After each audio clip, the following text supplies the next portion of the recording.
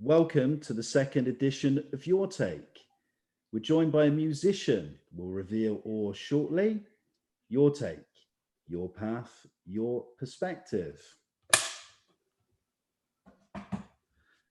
Hello, and welcome to the second episode of Your Take. I'm your host, James Ewen. I'm joined today by a gifted young American musician. She's been described by Queen guitarist Brian May that musicianship is a clear indication she's been here before. Pass her at your peril. She's a guitar virtuoso, playing a number of guitar styles, from rock to pop to blues and country. She shared the stage with Nashville legend Vince Gill, who calls her a star and one of the top 5 new guitarists. She's a songwriter, released her debut album in 2017 entitled The Whale. She's appeared in the Queen musical We Will Rock You, toured the globe supporting the likes of Joan Jett, Graham Nash and Guns N' Roses.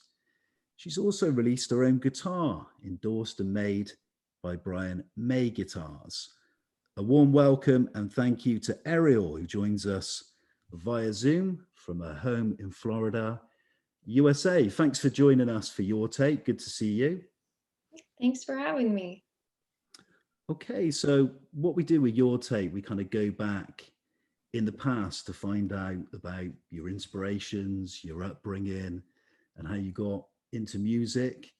But we're going to start off in the current. Can you tell us what you've kind of been working on? Yeah, so I have been just working on a lot of creating content for this new album I have that's finally coming out next month. I started a nonprofit growing trees that we typically cut down for musical instruments. I have done a couple of live stream performances. They haven't been released yet, but I've been working on putting all those together and trying to develop some new skills since I'm not going to be on the road for a little while longer. And that was something that I was really used to. I had my whole routine set up. So basically, I'm kind of redefining myself as an artist and as a person, and how I want to be seen when I finally do go out and perform live again. And maybe when I create a new album, it'll be different than where I'm at now. Just lots of redefining and recalibrating. Obviously, the music industry has been greatly affected over the last 12 months plus because of the pandemic. Are there any plans to tour? Have you got anything scheduled at all? Well, I got offered an opening act in the UK for September, but because of COVID, we're not sure if it's going to happen yet. So I think they're kind of waiting before there's any sort of announcements made. But if that doesn't end up panning out, then I am going to be touring next year a bunch, potentially fall of this year as well. Just waiting to hear about some dates and all that stuff. But we have some plans in the works right now for touring, both in the US and the UK. Before we sort of move on and turn the clock back and look at your early life and career, you mentioned the new album. Can you give us a bit of information on what it's called, the songs on the album, and maybe the style? Sure. It's called Analog Girl in a Digital World. And the whole concept is being somebody in the 21st century that feels like they were born in the wrong time period, and trying to keep the torch lit of the old ways of doing things. So that's kind of me. And it started off just by me writing. I wrote the title track, Digital World. I was born in the 90s, so I got to see a little bit of, I mean, there was the internet, but we didn't have cell phones then, and what it was like before the technology that we have now. So I was kind of on the cusp of those that got to experience that. And half of it is recorded digitally and half of it is recorded to tape. So I was trying to compare which one I liked better and sonically how things sounded. And it was kind of a big experiment, really. How did you find the experience of recording the old the old analog way. What was that like in comparison to recording with, you know, the new digital technology? Well, it was really fun. Um, it adds a level of professionalism that you kind of have to maintain. You know, if you're going to be recording to tape, you don't get to punch in as easily. It's the way that we recorded things was in one take. So if anyone screwed up massively, that's it. The whole band has to redo the entire song, including me singing. So a lot of pressure. Um, we recorded everything without a click. So we all had to be in sync with one another. And then, of course, when you record to analog, there's a different sound. I find that it's a thinner, kind of warmer sound in some ways. It can sound a bit sterile, but it was really cool to see and to see the difference in the way that we get to perform live to that, but also hear the difference as well. I like to test my audiophile friends, like which one, if they can tell the difference just sonically. Do you, having gone through that process of recording an album, half in digital, half with the old technique in analog, would you say you have a preference with the sound, with the technique as such? No, I don't. I don't think I'm going to be honest here. I was just in the studio again and I recorded a tape. And I find that, okay, so the one thing that makes me a little bit different, and this is what most people are doing, that we're recording to tape, but when we go to edit, we're actually taking all the tracks digitally. So it's recorded on the tape and then it's transferred digitally to the computer. That's how a lot of people are recording to tape, which means that they have to modify the tape machines, which I was talking to a friend about this. I think that alters the way that the tape machines sound. So if we just spliced everything and we kept everything to tape, maybe it would be different, but that's extremely expensive. But for the way that I've been doing it recently, I think that if you use outboard equipment, like a big console, and you have really cool vintage mics and you have maybe some vintage guitar amps, then you can get a similar analog sound digitally, and I think it can actually sound fuller and a little bit better. But recording to tape, if you have the budget for it, I think is a really cool experience too. But you don't have to record to tape, I believe, as long as you kind of use some of the techniques of recording to tape, even if you're recording digitally. Okay, we're going to digress slightly with the interview. And you mentioned earlier on that you were born back in the 90s decade. But my first question about your early life, you were born in New Jersey and raised in California and then Hawaii. Can you tell us a bit about your upbringing and your relationship with your parents or any of your siblings? Sure. Yeah, I moved around a lot. When people ask me where I'm from, that's always one of the most awkward questions for me because it's not as simple as like one city name. It's very complicated. And I don't think I've ever known how to answer it because it's like, well, if I go back to any of the places that I was born in or any of the places I lived, I don't know if it'd feel like home. But anyway, yes. So lots of different places. And then, of course, in my adulthood, I ended up traveling a lot for music anyway. But growing up in Hawaii and California was pretty cool. As far as family, I have one sibling, a brother, and then my mom lives in San Francisco.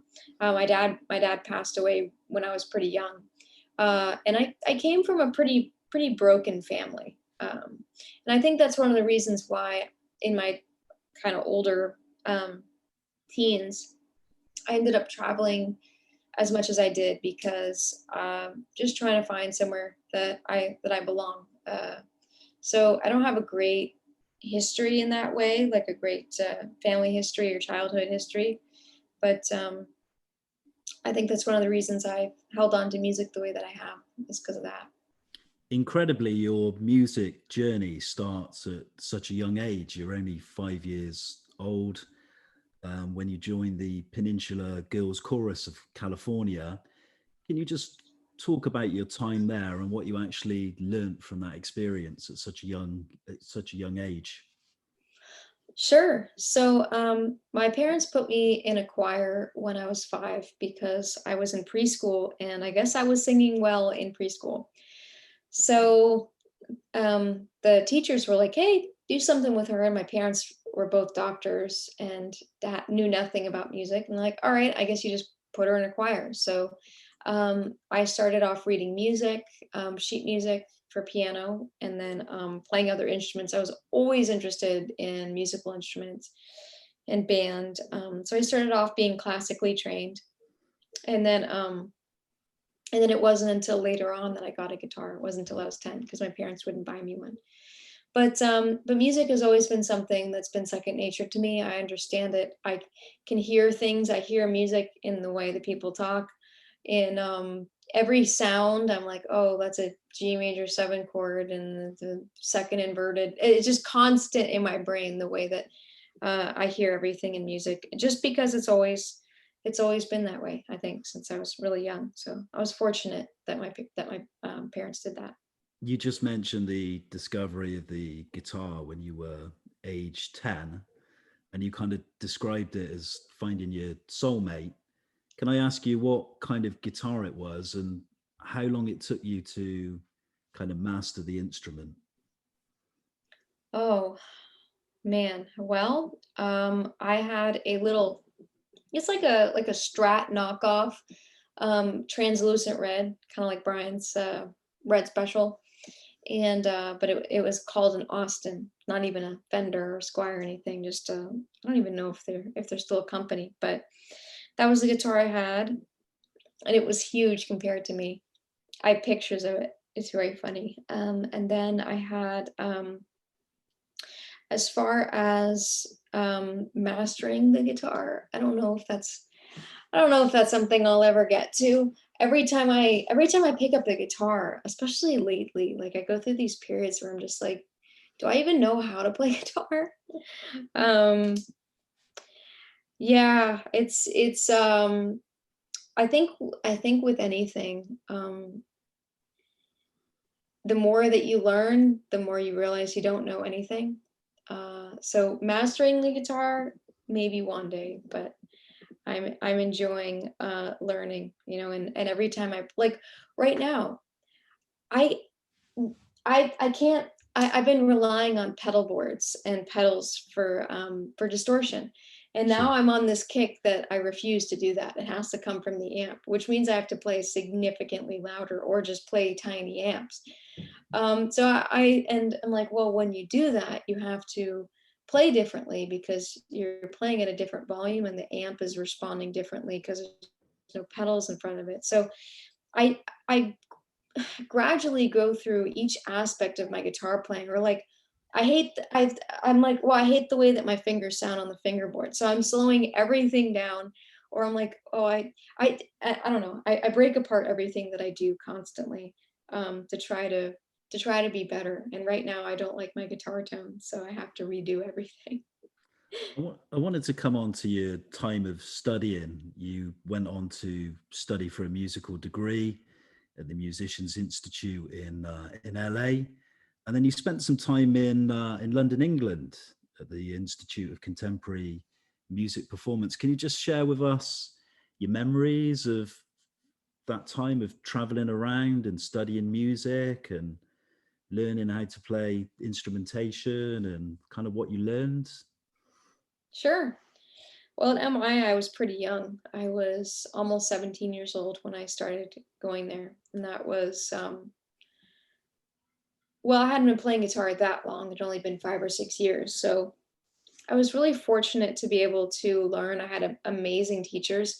And the great thing was the curriculum, um, every day was different. It was a different style. So in the same day, you could go from classical to sight reading to jazz to fusion to metal and so I just got to be around every genre, which allowed me to see the guitar outside of a box, that it wasn't just, if you want to play this style, this is what you do, or if you want to be a metal guitar player, then there are certain boxes which make things easier, but also I never wanted to see myself as that. I just wanted to be an artist that defied boxes and genres.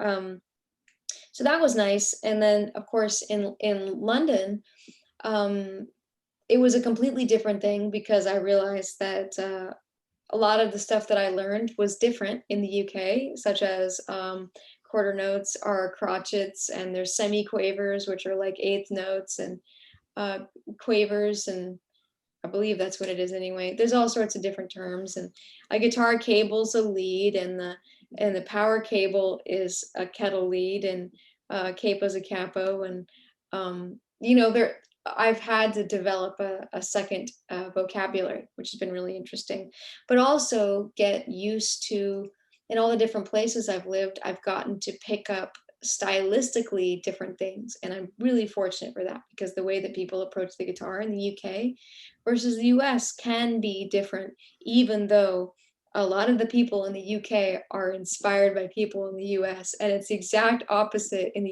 US. So very interesting how that works. I was going to ask you, like, music's gone full circle. American music's been so influential for decades, but so is English music as well, with the British invasion in the 60s, with bands like, of course, the Fab Four, the Rolling Stones, and all those bands like the Hollies. And then you go into the 70s with David Bowie, and even the 80s with electro pop. Were you kind of discovering this kind of music for the first time, and was British music an influence on you at all, or maybe not? Huge. That was one of the reasons I wanted to go to England to begin with. My favorite bands were, for the most part, from the UK, from England. So I've always felt like there was something in the water in the UK, and I had to go see what it was. So I'm not entirely sure what it is to begin with. Maybe it's still that way. The way that I've experienced it is a little bit different, but um, and it's interesting, because when I was watching a documentary a couple days ago. I think it was a Peter Green documentary, and they were talking about Fleetwood Mac when they first started and what London was like during that time period. And it was really interesting, because the way that they describe it is not something that I've ever experienced. Maybe I've just been in the wrong place, or maybe I was like 30 years, 40 years late. I'm not sure what happened really, but I've always wanted to have the kind of camaraderie that people talk about, and that eclectic group of people that are in one place that just create. And I think times have changed in some ways regarding that, since for multitude of reasons. Um, but yeah, I think there's some special stuff going on in the UK, and it's interesting how limitations can create a style. Like, for example, if you live in London, you probably don't have a car, so that means that you might not play big guitar amps. It might mean you play tiny guitar amps, or you play a Kemper, or you play a lighter guitar because you have to carry it. So a lot of the sound actually comes from not having the same freedom that someone maybe in the US would have, where they just throw their crap in their car and just pile it all in. You know what I mean? It's really interesting how that kind of stuff can affect musical culture as a whole. I know it did for me. I mean, that's how I developed my guitar, was because I didn't have access to a car when I was walking to school, and I had 5 guitars, and I could only bring one, but I never knew which one to bring, because I liked different things about each guitar. So I was like, well, I'll just make the one guitar and then take that one to school, and that'll be it. So it's interesting how that works. We've spoken a little bit about your early life, discovering music for the first time, and your education. Can we talk a bit about your musical breakthrough and your career, of course? I wanted to first mention meeting up with musician and producer Nunu Betancourt in 2010. Could you just tell us about signing to his independent label at the time, and your first recording contract, that experience? Yeah, it's not a great experience, but I talk about it because Okay. I think it's important that it's still those. I mean, the kind of things that I signed up for still exist. So I try to keep it in people's heads that the music business is not as straightforward as nobody thinks it is, but it's actually more complicated than one would expect. Nuno is an amazing guitar player. I met him by complete accident, and we became friends. I was working with a producer that's a good friend of his, and then he brought Nuno in, which was really neat. And Nuno kind of took me on. He helped me produce some music. He did some songwriting with me, as well as he helped produce a music video. So he actually got me signed to my first record deal. And yeah, it wasn't him that chose the record deal, it was me. He's basically, he set up the meetings and he helped me create the content, and then I picked who I wanted to be with. And I don't think I made a good choice, but what ended up happening was I picked a record label, um, and and this was again in 2010, where they were a lot more prevalent and, I want to say necessary, but definitely more useful than perhaps they are now. Um, so I was with them, and then of course, eventually they're trying to change me. Oh, I'm too this, I'm too that, not enough this, not enough that, not sexy enough. This music isn't right. Do this, to the point where I really lost myself. And as I started to realize that and kind of take some of my power back, I was writing about it. The song California, if you dig deep enough, you'll find it, is actually about I wrote it in the chorus. I've been chasing dreams, but they're chasing me. In the city of angels, I can't sleep because I'm trading scars for a concrete star, and I can't find the sunshine in California. I was actually writing about my experience with the record label because I was shoved in this tight corner of, like, they liked part of me, but they also really didn't like the other part. So eventually they wanted me to join a band, be a guitar player for a large act. And I said, I don't want to do that. I have a song on the radio. I have a single. I feel really good about it. And they said, well, you need to do this or you need to just leave the record label. So I said, I'll leave. Then they decided that that meant that I breached my contract, even though they told me I could leave. So I was in a legal battle with them for almost 3 years. And they weren't willing to work with my attorneys. You know, when you go through a legal battle like that, basically what happens is if you sign a record deal, like a 360 deal, they are allowed to spend money on your behalf. So just imagine, like, in a normal situation, and I was too young to completely understand this because I didn't really have very many expenses. You know, I didn't own anything. Like, I had a lease on my car and maybe like a couple $1,000s on a credit card debt or whatever. I didn't understand that there's people who literally have a credit card under my name that spend hundreds of thousands of dollars without me even knowing about it. Yet somehow I'm responsible for it. Like, that's insane. Like, there's hardly any businesses that would be okay with that, but that's what happened to me. So they ended up telling um, me and the court system that I owed $500,000, when that really wasn't how much that they had spent. So they spent $500,000 on me, and I was 23 years old. And I was in court dealing with these people, and these people have billions of dollars, and I'm not exaggerating, billions of dollars. And it was a really, really bad experience because I wasn't allowed to tour under my name for years, and they were coming after my guitar designs, and it was just it was a big mess. But what I ended up doing was I had a choice. I could either just give up and just say, I'm done. I'm not going to use my name anymore. I don't want to be in the music business. And I probably could have easily walked away from that situation. But I fought for my music career because I wasn't ready to give it up, because I didn't feel like I had a fair shot. I wasn't being authentic to me, and I didn't want to give up before I had the opportunity to do that. So in those 2.5 years, I ended up deciding that, okay, if I'm actually going to pursue the music career, it's got to be authentic to me. And then in 2015, 16 was when I got free from that contract. And ever since then, I've been kind of doing my own um, thing, and trying to stay away from what might sell more and just keep what's real to me. So in terms now of releasing material and content, you do it solely under your own name independently, or? Yeah, I mean, I do have a team and I have people that work with me, maybe of about 5 or 6 people.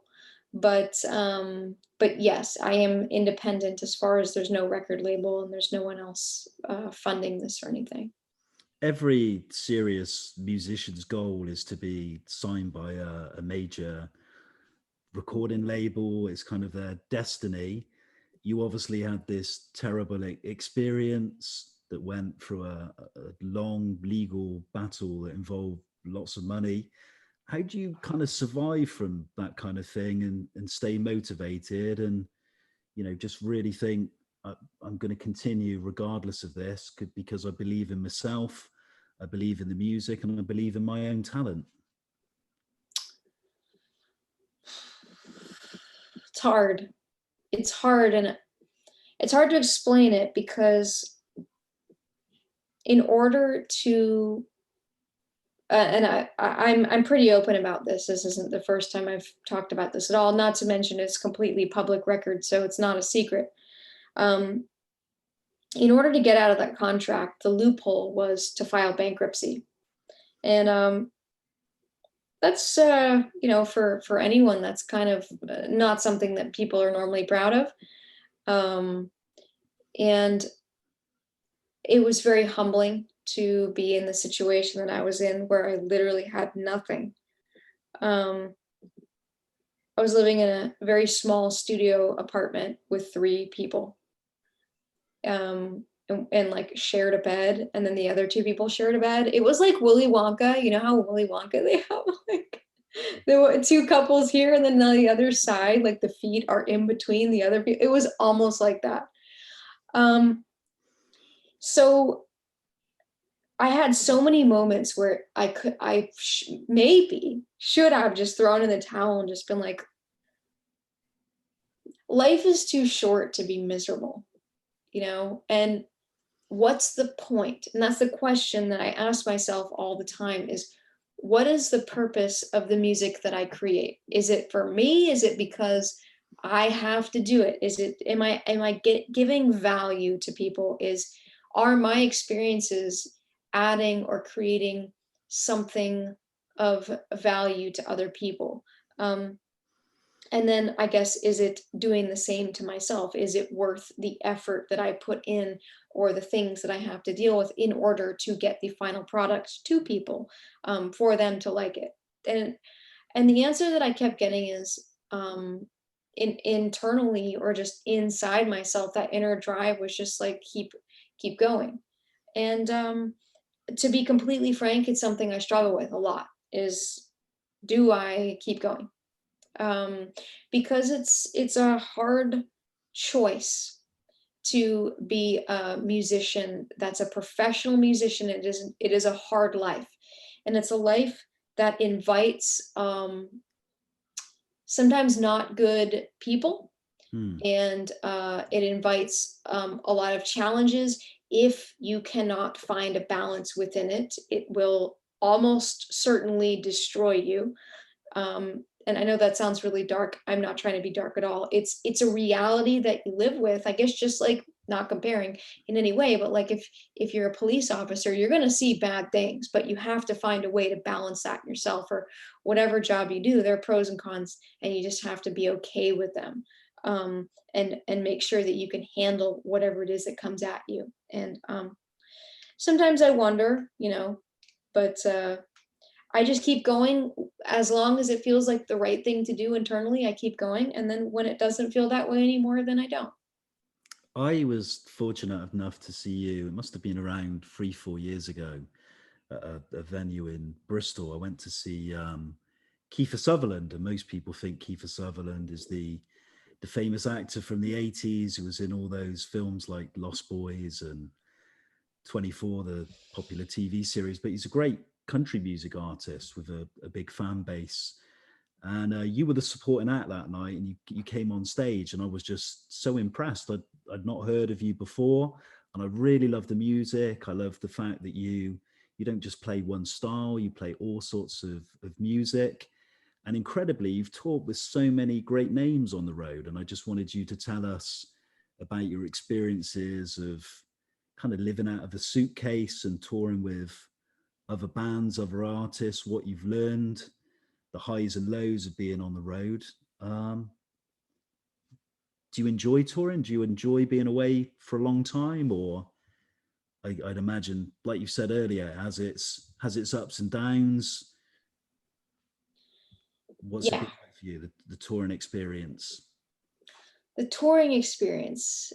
It's funny because everyone I know has this love-hate thing with touring. It's like, I love touring, but then when you're on the road, you want to be back home. But then when you're back home, you want to be on the road.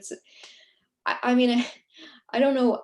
Every musician, I believe, feels that same way, especially when you tour for long periods. If it's just a couple weeks or maybe a weekend, it's fine. But when we're talking about months and months at a time, touring can be exhausting. However, I think it also depends on what you have at home.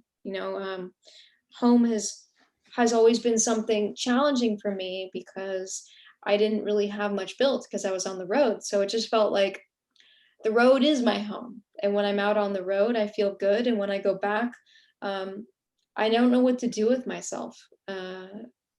So that's been one of the challenges with COVID. But being the opening act for people has been really fun. Sometimes I get to be on the tour bus. Sometimes I drive around in what was my crappy little van, and then you know get in bigger cargo vans with my band, and so much driving and carrying stuff with not nearly enough help. The traveling part is so brutal. It's terrible unless you have a tour bus and you have help. It's not great.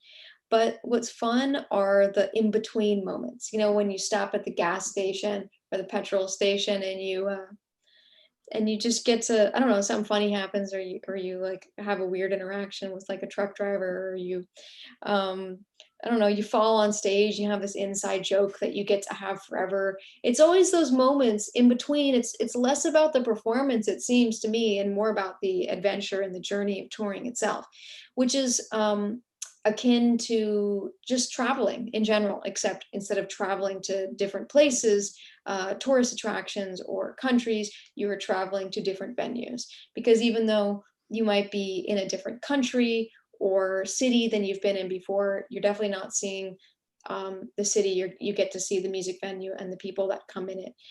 It's like this big bubble while the world is continuing on without you. In a way, you have like this separate world of venue A, venue B, venue C, and in between you have the little stops you're at, so that you're in a bubble for sometimes a long period of time. It's a really fun experience. Touring with different artists has been interesting because each one's completely different.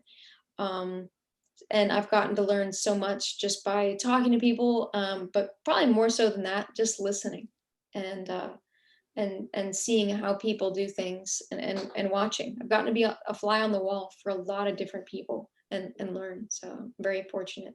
I have a confession. I'm somebody who's always wanted to be a musician. It's always been my kind of burning desire to be a musician on stage. But I've always wondered that you turn up on a tour to a particular city during the day, and you spend that whole day waiting to be on stage. It's always an evening gig. You're on stage at quite late at night, at 9, 10 o'clock. I presume that when you're up on stage, you can't really see the audience because of the the bright lights and so on. Is it quite a surreal and kind of difficult scenario to be in, because you're gearing yourself up with this adrenaline? I'm going to be on stage tonight, and you kind of also you're almost like counting down the clock, the hours, waiting for the big moment. Is that a little bit frustrating at times, or is that just part of the routine, part of the profession? Yeah, I would say it's part of the profession. there's always a countdown, and I think it's less excitement and more, there's only so many hours in a day. And that especially gets shortened once there's lots of traveling involved. So a lot of times I'm the one driving. So if I'm driving, there's a 7-hour drive, I've just lost the entire day. And so I have 5 hours before the gig, which means like 4 hours, 5 hours before, I have to do sound check. The sound check, you have to load in, then you have to set up the merch, and you have to do all this stuff. By the time you're already done with that, you're exhausted before the gig. So it's just like, I think your entire day, if you're playing that day, is completely surrounded by the gig. Well, I have to make sure I don't talk that much so my voice isn't ruined. I have to make sure I warm up this many hours before. I have to make sure that I eat this particular thing. The whole thing is dedicated towards the show. So even though it's a countdown of hours, it literally is the whole day is your show, because whatever you do during that day will affect your show somehow. At least that's the way that I try to think of it, but some things are unavoidable. You have an affiliation with the Queen guitarist and absolute rock legend Brian May. You appeared in the Queen musical We Will Rock You, and you've worked with Brian, you've recorded together, you've done videos on your YouTube page and so on. But the thing I was kind of like really blown away by is the fact that you've made and produced and manufactured your own guitar, which I thought was sensational, because not many, even great guitarists, necessarily have guitars made, endorsed and made with their name on. Like you think of great names like Dwayne Eddy. I think he's got like 4 or 5 guitars, Gretsch, Guild, Gibson, and so on. But there's not many guitarists that are necessarily endorsed, by a guitar manufacturer. How did that come about, and how did you meet Brian? Well, I met him in 2007 when I was going to music school in Hollywood. And we became friends at a book signing. I just walked up to him, and we started talking, and somehow we became friends. It was just one of those meant to be things. So we've been in contact since 2007. The guitar itself is a guitar that I built with a friend of mine also in 2007. 2007 was a very pivotal year for me, which is funny because I didn't know that at the time. Of course, I only knew that probably the past year. I keep saying 2007. But we built a guitar, as I mentioned to you before, out of necessity. It was 5 guitars that I liked, that I could try to squeeze all the things I liked into one. And so I've been playing this guitar. And actually, when you saw me, I was playing the prototype of the Brian May guitar as well as my original guitar. But the whole idea was, the more that I was traveling and the more I was on the road, I kept getting asked the same question, which is, how do I get your guitar? How do I play your guitar? And I was like, oh, I didn't know you wanted to play my guitar. This wasn't something I designed for other people. This literally was because of what I wanted. It's such an obscure guitar. Why would you want this? And I just stopped asking that question. The fact remained that people wanted it, and it did not exist for them. And that felt selfish. It's like, back in the day, a lot of from what I've heard, I've never seen it, but when Eddie Van Halen started doing the tapping thing before, so nobody else could steal it, he would turn around and turn his back to the audience and then do it so no one could see. That's kind of how it felt like with my guitar. I'm like, haha, I have one, you don't. Just felt wrong.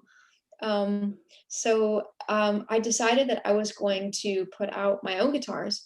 So my long-term friend Brian and we had lunch when I was touring the UK about 3 years back. And I was telling him about my new idea that I was going to have my own guitar company, and I was going to be manufacturing guitars one at a time. And that was going to be it. And he asked me, well, why doesn't Brian May Guitars do it? And I was like, yeah, sure. So it was his idea for that part, to take it on to Brian May Guitars. I would never have pitched that idea. But thinking about it, really, it's the closest thing to my guitar is his guitar. Since I have the pickup selectors, and I also have the pickups that he uses, and a few other similar things to his guitar. So it was a happy accident. For people who are maybe watching the interview who aren't necessarily musicians or play guitar, what's kind of unique about the guitar, and how did you design it, or what did you want from that particular guitar? Well, it's unique because of the pickups, I believe. It's unique because of the shape of the body, and the way that it feels when it's on you. And it's I guess sonically very unique. As I mentioned with the pickups, it really, and the way that it feels too. It's some people that I know that play just vintage guitars have approved it because it's a modern guitar, but inspired by the classics and done in a new way, which is hard to find. You know, when most people they put specs together, they just try to recreate something maybe identically or a little bit better. Like if someone wants a Les Paul, they just make a Les Paul. The way that I did this was I put together Gibsons and Fenders and BC Riches and Brian May guitars, and I shoved other things into one. So it has a unique sound. I was sharing with a friend or a couple days ago that the guitar, those pickups, there's only two people that use them for professionally, and that's Brian and myself. And so what that means is, unlike maybe a Gibson PAF or the single coils, the Fender single coils that are out there, there's so much room to grow. I mean, if you think about how many people play a Les Paul, I mean, thousands upon thousands of professional people that you could probably list off right now. Well, there's hardly anybody who's used a guitar like this, because the way that we see it is Les Paul's name was Les Paul, but a Les Paul is not a signature. It is a guitar shape, just like an SG, just like a Fender Strat or a Tele. The way that we wanted to see this guitar, the Arielle, is it's a shape, it's not a signature guitar. It's not a signature guitar because, one, signature guitars are typically a guitar that has specs that a person wants. So it's a Les Paul, but with a different bridge, and then it's colored differently, and then ta-da, it's a signature guitar. This guitar was built from the ground up, completely from scratch, with no modifications other than something entirely new. And so what Brian and I did was we put together my original guitar with his original guitar to create something new again. So the Brian May guitar is not identical to my original guitar two-tone.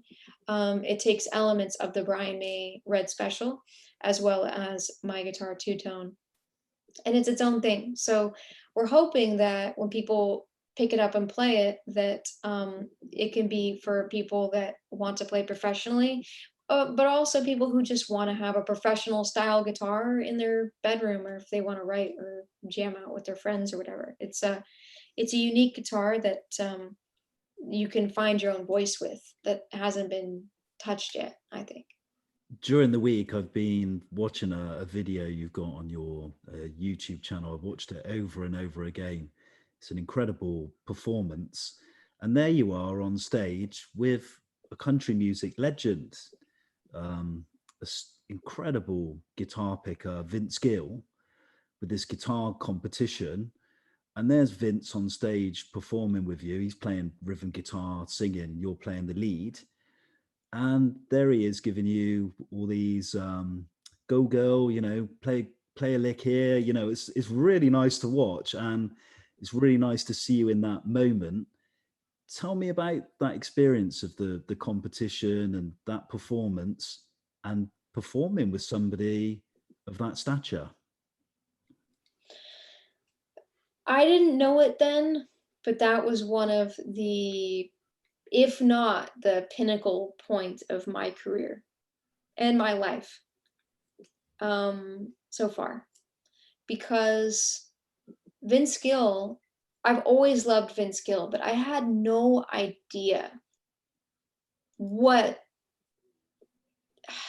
the amount that man is capable of doing, is capable of being who he is. He runs the gamut of being obviously an amazing singer. Wow. Unbelievable singer, songwriter, plays guitar, philanthropist. I mean, he's constantly giving away his time. He's an amazing mentor. He's so humble.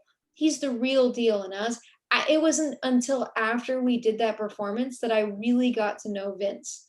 So I had no idea. I mean, I was really honored to be on that stage and also terrified. But the first thing he said when I put my stuff down was, he said, "Hey, we'll be your band for a couple boxes of pizza and some beer." That was his thing. He was so sweet and welcoming, and he's so supportive. He's so okay with himself and comfortable in himself that he can take on um, people that are up and coming, and that's not something that most people of his stature can do. Um, and I've been around a lot of people at his stature, and it's not easy. But when I got to play with Vince, I'm sure you know exactly what I'm talking about, but most musicians and artists talk about the moment when you let go and something else takes over. And I'm not religious in any way, but I'm definitely like, I like metaphysical, maybe spiritual, I don't know, like meditation and stuff really helps me. And I do think that as I'm playing the guitar, that something works through me. And I guess you could say it's my brain, but when I was playing with Vince that night, it was one of the only moments I've ever had where I felt like 98% of that entire performance was something like working through me, where I was doing things that to this day I don't even know what I did. I don't even know how I got there. Like logically, I cannot reach there again. And it was authentic and real and had soul in it, because I love the song. And if you look at the history of the song I was playing with him, My Pretty Little Adriana, um, it's a pretty heavy subject that he's talking about.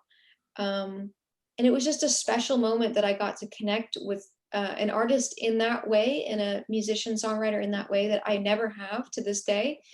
Um, and even when we did another gig a year after that, and it still didn't capture it the way that that one did.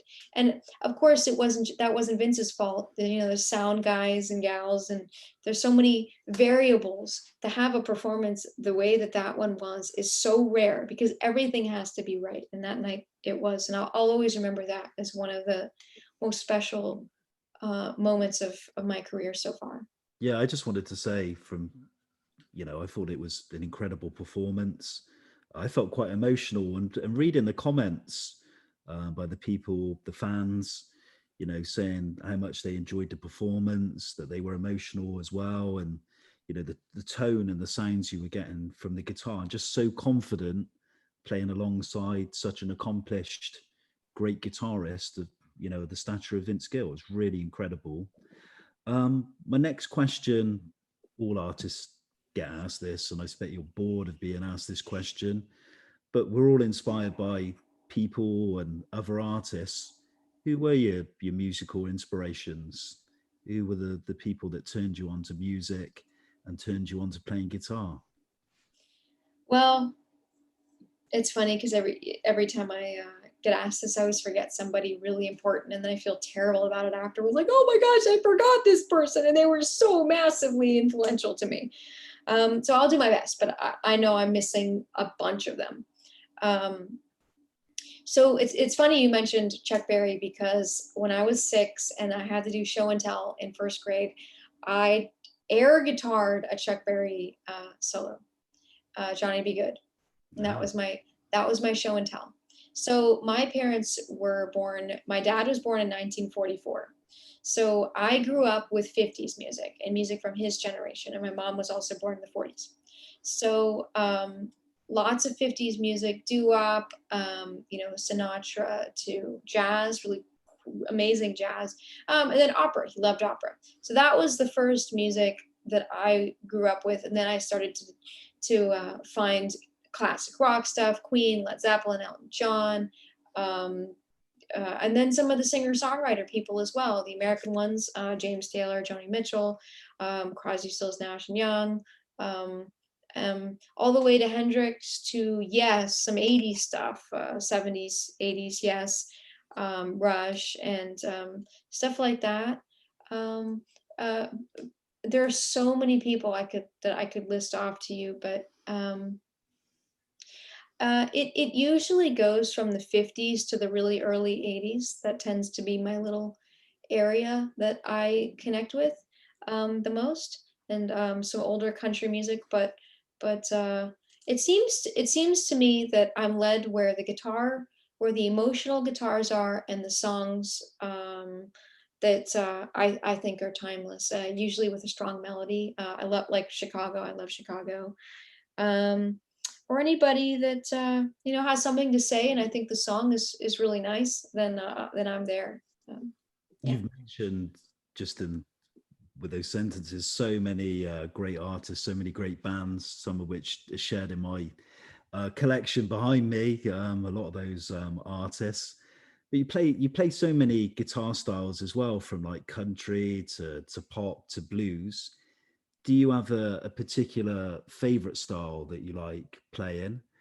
And my second question to that is, how many hours a day do you spend practicing guitar? Um, Favorite style? No, because normally when I'm thinking about styles, I think about the emotion behind why I would play the style, if that makes sense. So if I feel emotional, maybe I play some blues. If I want to do something faster, if I have a bunch of energy, then I do something rock. That's how I've been able to do different genres, is because I don't see them as genres. I see them as different ways of expressing myself, which makes it a little bit easier to be more fluid. But I would say that my favorite thing, what I'm trying to do, is somehow blend them all so I can use the techniques and the approaches no matter what genre I'm in, and still have it work out. I don't know how to do that yet. I'll probably like die before I figure that out, but I'm trying. Um, and I think really, really great guitar players can do it. But I'm not there yet. But as far as, you asked me another question. What was your other question? Good question. What was my other question? It was a good Um, one. yeah, it was, how many hours do you Oh spend yeah. practicing?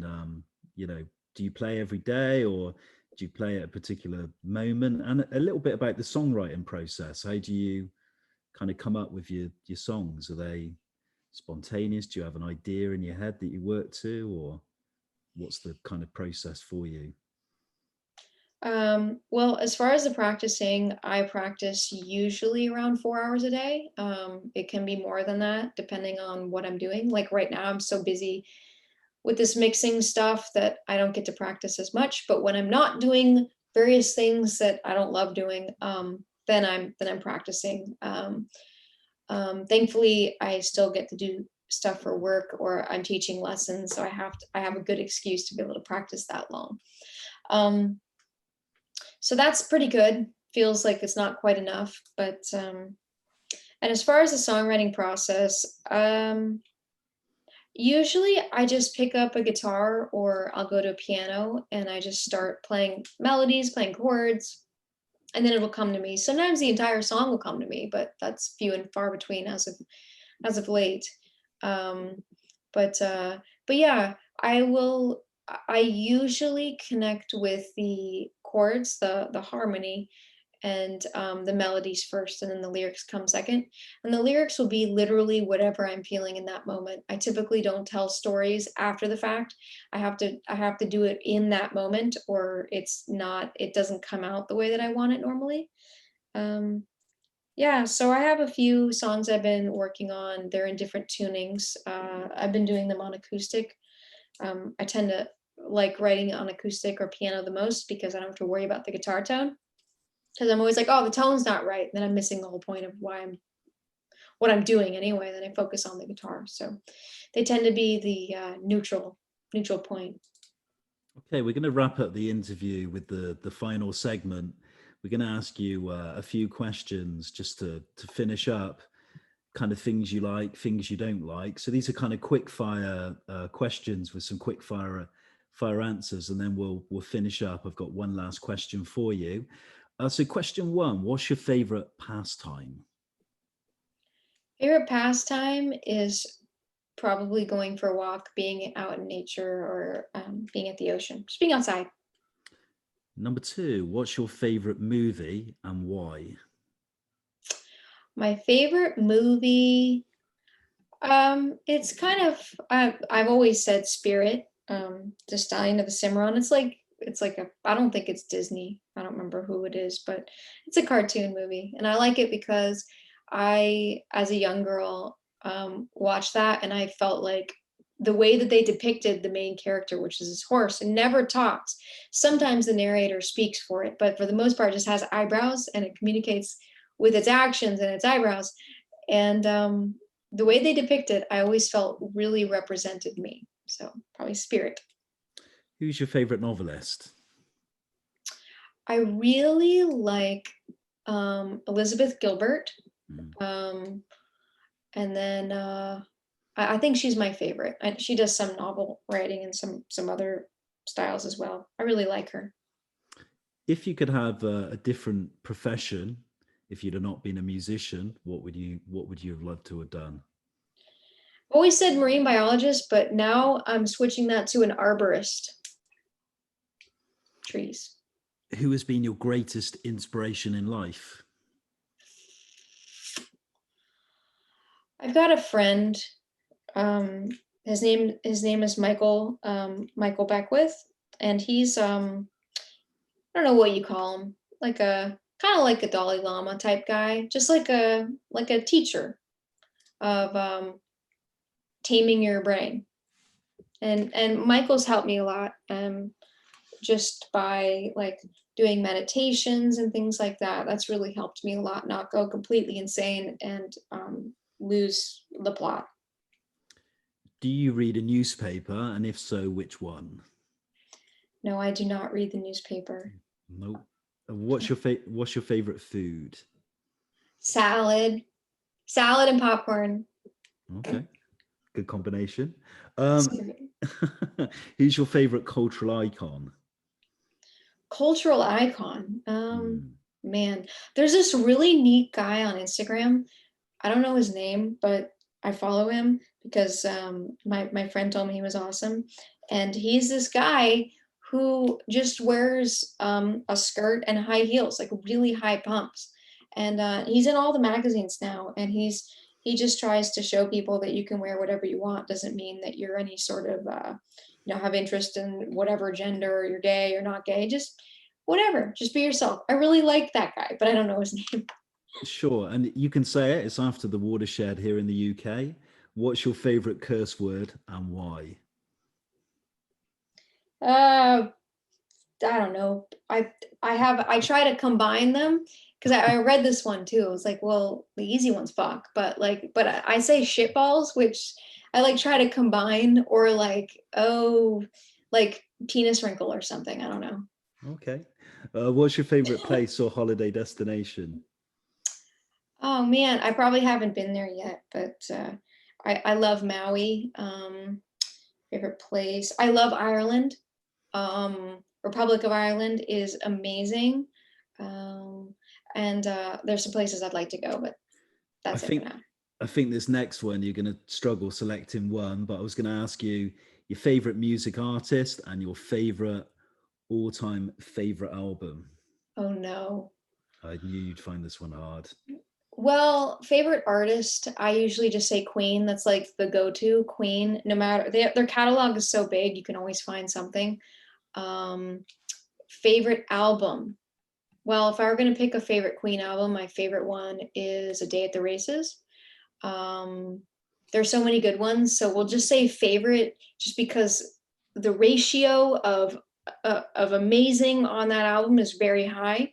So we'll just say those. And we come down to the two final questions of the interview. What's your greatest achievement to date? I haven't killed, maimed, or seriously traumatized anyone that I know of. So hopefully I've been a decent human being. And this is going to be a tricky one. How do you wish to be remembered? I would wish to be remembered that I, again, was a caring person that tried to balance whatever I took with giving. So somebody who gives back to nature, and you know, I'm saying like was like I'm at my own funeral or something. Um, like yeah, that was fun and adventurous and giving, and like I would want people to think of me in that way, good things. And the music thing is awesome, I guess, but it would be more like she played with her heart, from her heart, and had fun, and then gave good things back to nature. That make me happy. You've had an incredible journey on your musical career, and so much still awaits you. Still got a long journey ahead of you. Thanks a lot for being our second guest on Your Take. It's been a great privilege. I really thank you, bottom of my heart, for agreeing to take part. Really enjoyed talking to you this evening. Before we finish up, can you just tell people where we find out more about your music and when we can hear the new album? Sure. Well, you can find out more about me on any of the platforms. Just type in my first name, Arielle. My website's imarielle.com. And yeah, the new album is coming out May 7th. So you'll be able to hear that. It'll be available streaming, of course, but also if you're into vinyl or those kinds of things, I have them on my website right now. If you want some vinyl, because that's how I like to listen to music. And I want to say thank you so much for having me on here and putting those questions together and doing your research about me. It's been really, really fun to be on here with you. Thanks a lot. Thanks for joining us on Your Take. And yeah, wish you all the very best with your musical career. And obviously, when you go back on the road again, which hopefully is sooner rather than later. Arielle, thanks for joining us on Your Take. Take care, and hopefully speak to you soon. Take care. Thank you.